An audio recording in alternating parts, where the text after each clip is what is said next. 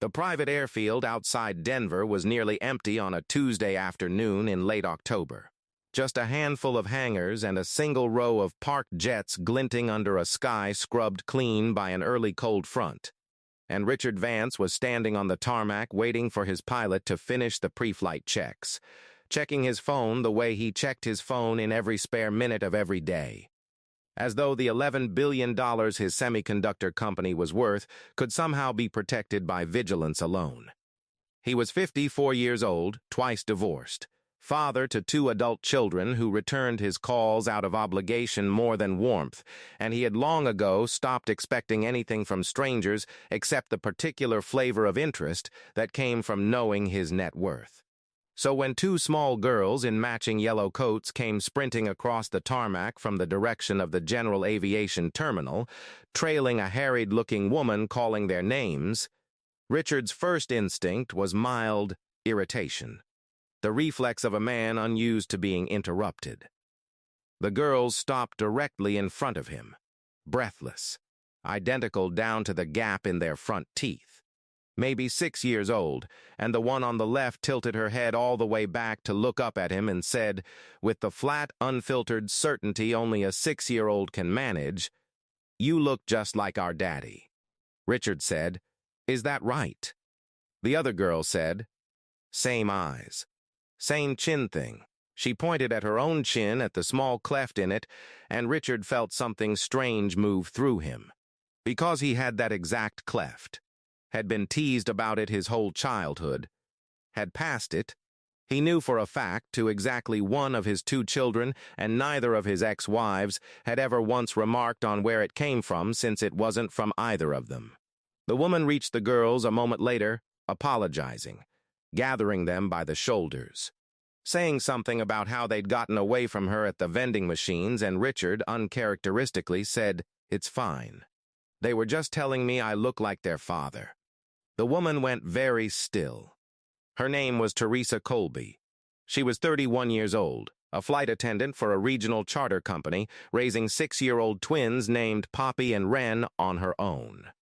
And she had spent 6 years building a careful, private peace with a fact she had never planned to say out loud to a stranger on an airport tarmac, but something about the way Richard Vance was looking at her daughters, some tightness in his face that hadn't been there 30 seconds earlier, made the practiced explanation die in her throat. She said, "I'm sorry, they run up to everyone, they don't understand." Richard said, "What's your name?" She told him. It meant nothing to him. He said, "And their father is he?" Teresa said, "He's not in the picture. He never knew about them." Richard said, "Why not?"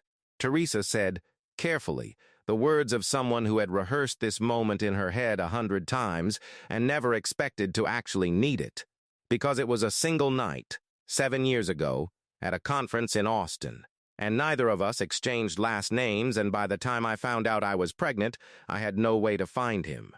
And I decided a long time ago that chasing a stranger who might not even remember me wasn't worth uprooting my life over.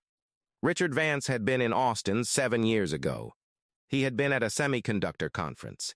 He had, in fact, spent one night with a woman whose name he had never learned and whose face had blurred over the years, into the general fog of a period in his life he did not particularly like to examine, a period between his first divorce and his second marriage when he had made a habit of forgetting things on purpose.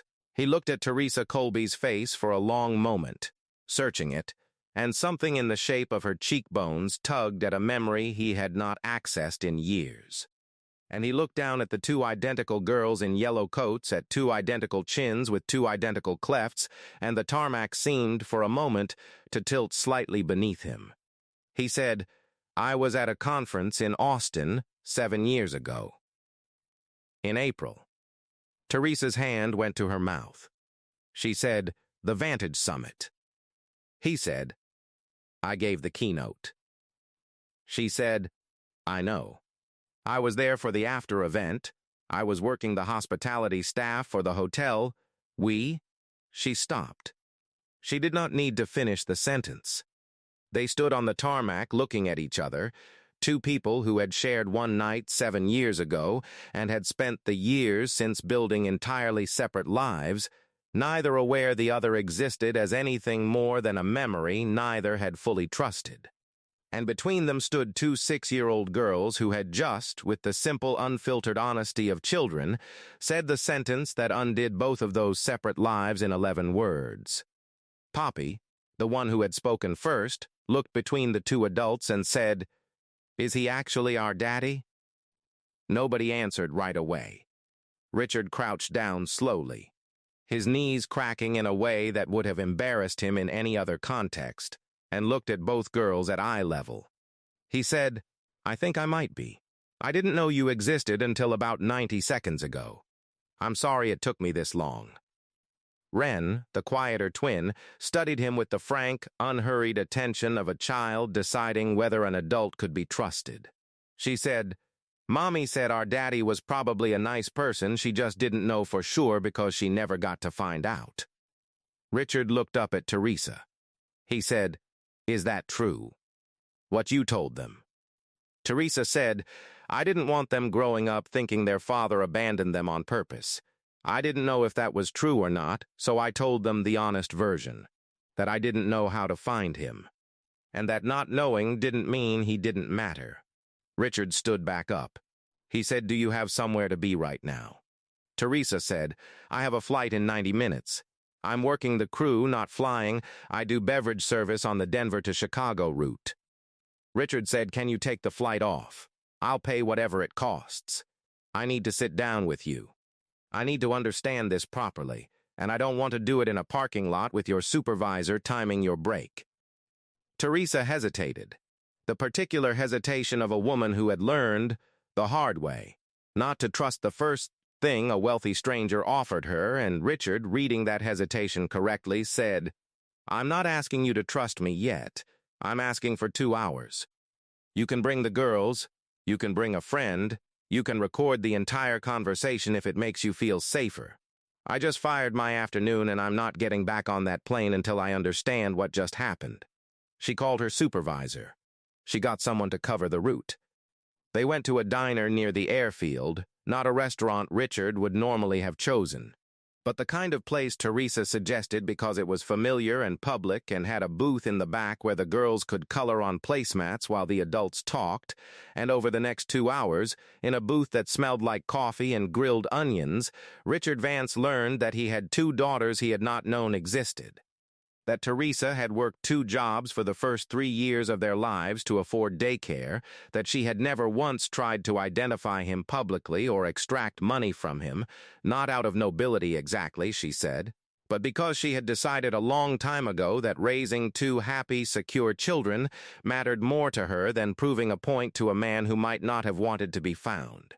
Richard listened in a way he was not accustomed to listening, without checking his phone once, without the reflexive calculation he brought to every conversation involving money or exposure, and somewhere in the second hour, watching Poppy and Wren argue cheerfully over a crayon, he understood that he had spent 7 years as a father without knowing it, missing every single first that mattered. The first steps, the first words, 6 birthdays, and that no amount of money could buy those years back. Only the years still ahead. He asked for a paternity test, gently, explaining that it was not distrust but simple practicality, given what was at stake for all of them, and Teresa agreed immediately. Relieved, in fact, to have the ambiguity resolved for good rather than left open. The results came back 11 days later.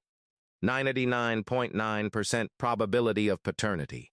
Richard was in a board meeting when the email arrived, and he stood up in the middle of a presentation about supply chain diversification and walked out without explanation, something his executive team would talk about for months afterward. The day Richard Vance simply left. He did not approach it the way people might expect a man of his resources to approach it. He did not hire lawyers to negotiate custody before he had spent real time with his daughters. He did not offer Teresa a settlement designed to keep the situation quiet and manageable. Instead, he asked Teresa if he could simply be present, slowly, on her terms, starting with dinner once a week, then twice. learning the specific rhythms of two 6-year-olds who had never had a father in the room and did not owe him easy trust just because his last name carried weight. Poppy warmed to him first, climbing into his lap during a Thursday dinner without asking. The casual physical trust of a child who has decided, without needing an explanation, that a person is safe. Wren took longer, watching him for nearly 2 months with the same careful assessment she had given him on the tarmac, until one evening she handed him a drawing, unprompted 3 stick figures under a sun with too many rays, labeled in a 6-year-old's careful, uneven handwriting. Me, Wren, and Daddy, and Richard Vance, a man who had negotiated 11-figure acquisitions without visible emotion, had to leave the room for several minutes before he trusted his voice enough to thank her. He did not marry Teresa.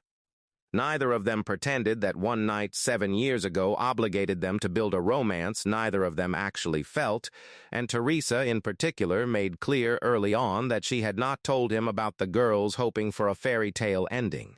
Only hoping. Now that the truth was unavoidable, that her daughters could know their father as something more than an absence.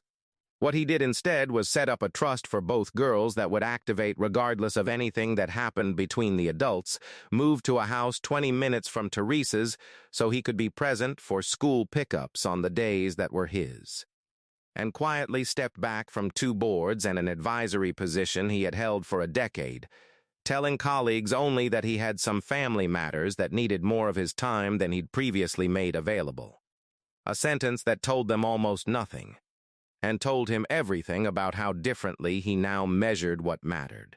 A year later, on a Tuesday afternoon, almost exactly 12 months after 2 girls in yellow coats had sprinted across a nearly empty tarmac, Richard stood at that same airfield waiting for a different flight, a family trip this time.